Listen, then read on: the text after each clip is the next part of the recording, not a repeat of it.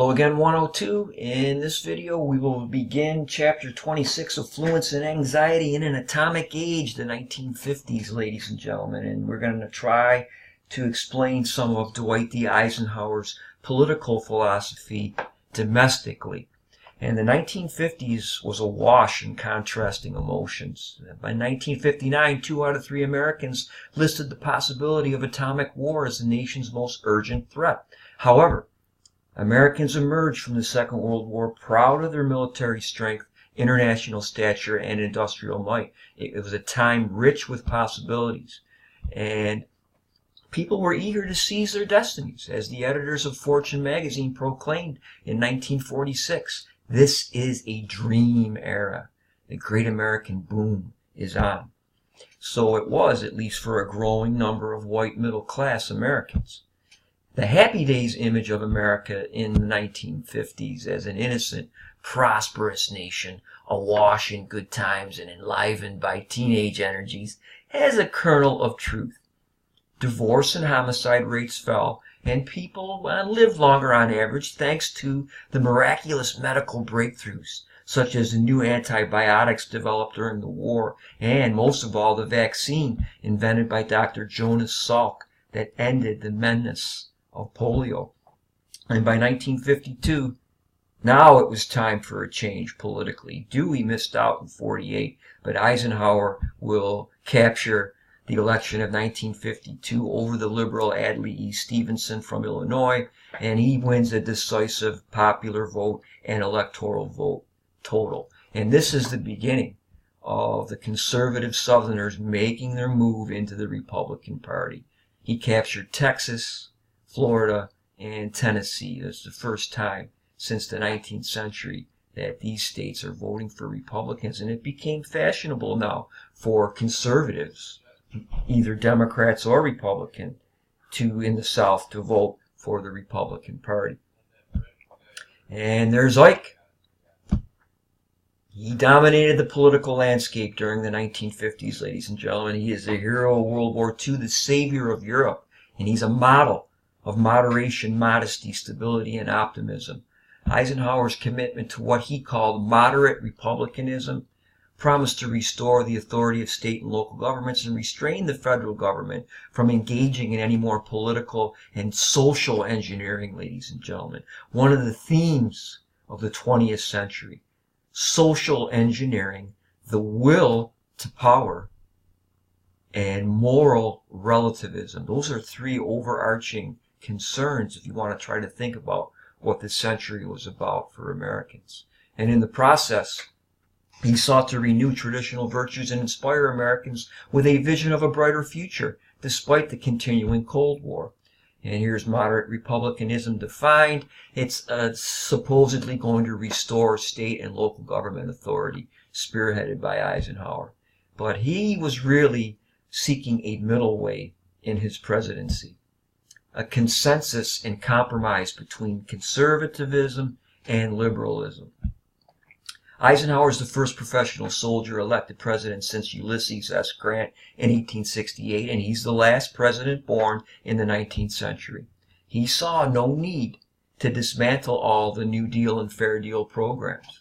Instead, he wanted to end the excesses that had resulted from 20 years of Democratic control of the White House. Eisenhower's cautious personality and genial public face fit perfectly with the prevailing mood of most voters. He was a unifier, not a divider. He inspired trust and sought consensus and compromise. He avoided confrontation. Eisenhower also championed the 19th century view that Congress should make policy and the president should carry it out. A journalist noted in 1959 that the public loves Ike. The less he does, the more they love him.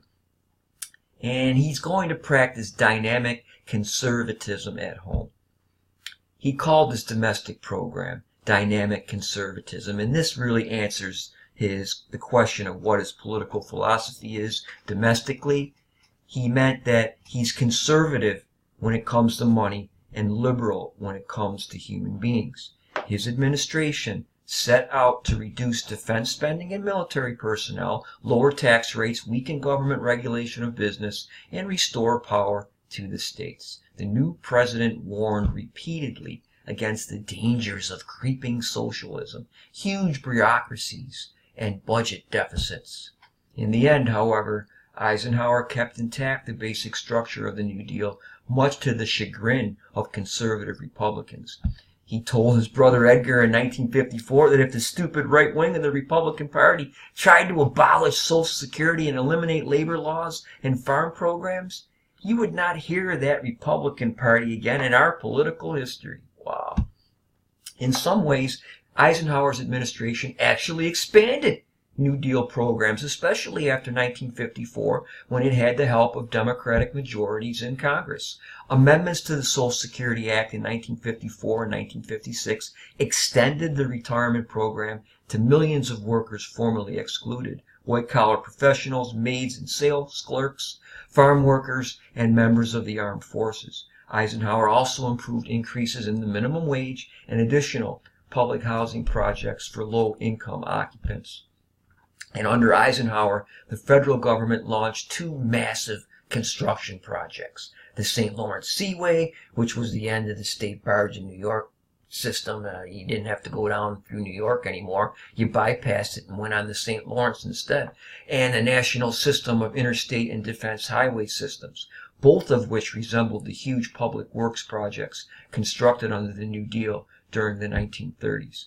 And the St. Lawrence Seaway project, in partnership with Canada, opened the Great Lakes to ocean-going ships. You no longer had to use barges and then get to New York City down the Hudson River and through the Erie Canal or State Barge Canal system. And the Federal Aid Highway Act of 1956 created a national network of interstate highways to serve the needs of commerce and defense. One of the first things Eisenhower had done out of West Point in 1915-16, he was sent with Army personnel across the United States because World War I is going on, and they were interested in seeing how long this process would take, carrying all their equipment, all their vehicles and everything, and it took them 3 weeks in 1916 to travel across the United States, and Ike never forgot that. And this interstate highway system, funded by gasoline taxes, took over 25 years to construct and was the largest federal project in history. It's actually still going on today. It stretched for 47,000 miles and required 55,512 bridges. And this is one of the great strengths of the United States to this day. This infrastructure is very good and works well as long as gasoline is inexpensive. The vast projects stimulated jobs, the economy overall, and made new industries like the motel industry, and now long-haul trucking businesses spring up. And that's going to replace the railroads, and that's still a good business to get into today. And it also transformed the way people traveled and where they lived, and suburbia will come about. And it even created a new form of middle-class leisure, the family vacation by car. And the second great age of the automobile arrived after the war. By 1955, 90% of Americans owned a car, and many households had two. The American, the Mississippi writer William Faulkner observed in 1948, really loves nothing but his automobile. Americans had always cherished personal freedom and mobility, rugged individualism, and masculine force, and automobiles embodied all of these qualities and more. Cars in the 1950s were much more than a form of transportation. They provided social status and personal freedom. My dad was 17 years old in 1955 and had a brand new car. The car culture soon transformed social behavior, prompting the creation of convenience stores, drive-in movies, and most of all, fast food restaurants like Mickey D's, ladies and gentlemen. Here's my mom Helga and me sitting outside a McDonald's in the corner of Meadow Drive and Niagara Falls Boulevard in 1969, and we ate for less than $1 between the two of us with those 20-cent cheeseburgers, 15-cent hamburgers, quarter Cokes, 15-cent fries, and man, those were the days. And Ray Kroc will actually expand McDonald's into the business. He would buy it from the McDonald brothers, and he was a milkshake machine salesman, Ray Kroc, and he really created the McDonald's Corporation that it became into the late 20th and 21st centuries.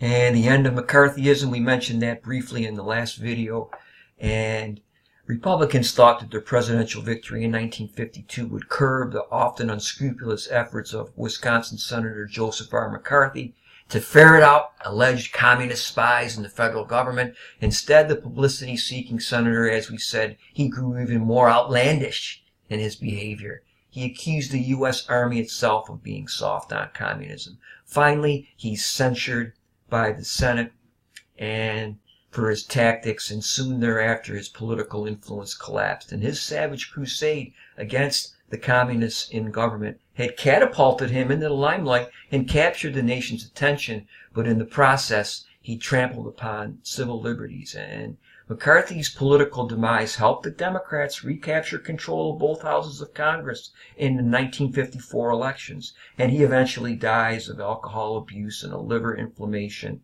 And again, this is another reason why Eisenhower will not seek to dismantle the New Deal. He's not going to be able to with the Democrats in control of the Congress. It's politically impossible.